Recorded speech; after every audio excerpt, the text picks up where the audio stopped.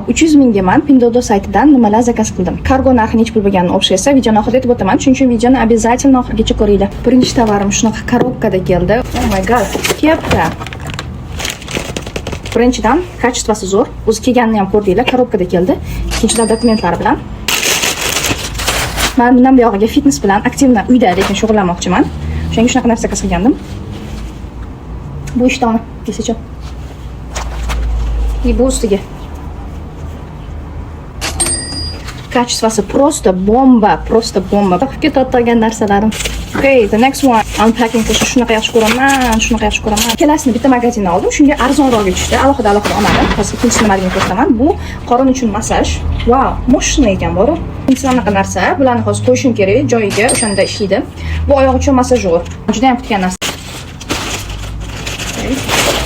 Wow. Juda ham zo'r sifatda. Ham bahorlarga kiysalar bo'ladi. Hamma shu tovarlarni kargosi menga общий 160 mingga tushdi. Hammasini hisoblaganda kargosi bilan 460 mingga 6 xil tovar, to'g'ri 6 emas, 6 xil tovar zakaz qilganman. 6 xil deganim sababi ko'rdinglar, bittasini ichidan 2-3 xil narsalar ham chiqdi tovarlar. Chunki men общий zakaz qilgandim bir xillarini 2-3 ta qilib skidkada. Agar menga o'xshab Xitoydan to'g'ri zakaz qilishni o'rganmoqchi bo'lsanglar, meni direktimga yozinglar va men o'zimning kursim haqida ma'lumot tashab yuboraman. Hammaga xayr, sog' bo'lasizlar.